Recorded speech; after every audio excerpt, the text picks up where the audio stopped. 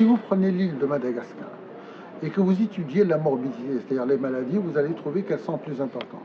Si vous allez étudier la mortalité, vous allez trouver qu'elle est pratiquement la même. Si on exclut la mortalité périnatale, qui est une mortalité qui est indépendante, bon, parce qu'en France, même à La Réunion, il y a une restriction du nombre d'enfants, vu le coût de ce que peut coûter un enfant par le besoin de son éducation. Parce que c'est toute une mentalité. Alors là, je vais vous dire, dans l'île de La Réunion, de l'île de Madagascar, parce que j'y vais au moins une fois par an et que j'exerce et que je donne toujours les mêmes cours, je leur explique toujours la même chose. Je répète inlassablement, il faut faire les choses simplement dans le diagnostic, il faut faire les choses simplement dans le médicament. Et ce qu'il faut faire encore plus simplement, c'est dans le mode de vie.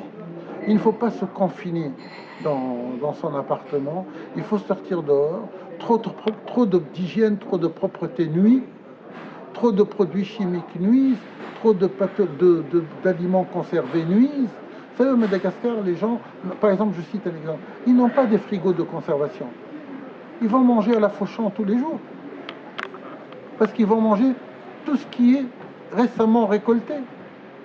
Donc ils vont être peut-être un peu mieux en ayant des produits naturels.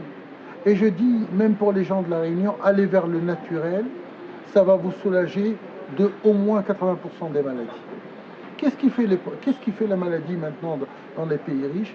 C'est la sédentarité, c'est la surconsommation alimentaire, c'est le fait de passer 5 heures dans son fauteuil parce qu'il y a la télé, il y a le confort, il y a la bouteille de soda à côté, il y a des cacahuètes à côté, donc on essaie de se goinfrer tout le temps. Si on prend un mode de vie qui est simple, un mode de vie naturel, qu'on sorte, qu'on fasse du sport, qu'on aille se baigner, qu'on mange moins, qu'on a moins d'hygiène inutile. Vous savez, je vais vous dire une chose que les gens peut-être ne connaissent pas.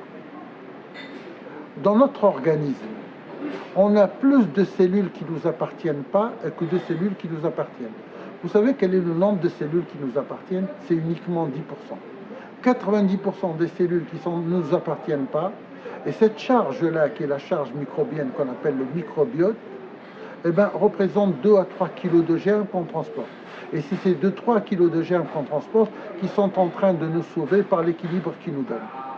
Alors si aujourd'hui on va s'amuser à avoir trop de propreté, trop d'hygiène, trop de vie confinée, trop d'alimentation conditionnée, eh ben, on risque d'avoir plus de maladies, dépenser plus d'argent que le malgache qui lui va être tous les jours chez Fauchon.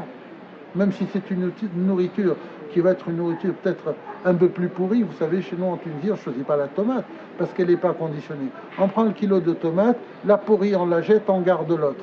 Ça coûte moins cher, mais on mange toujours du frais.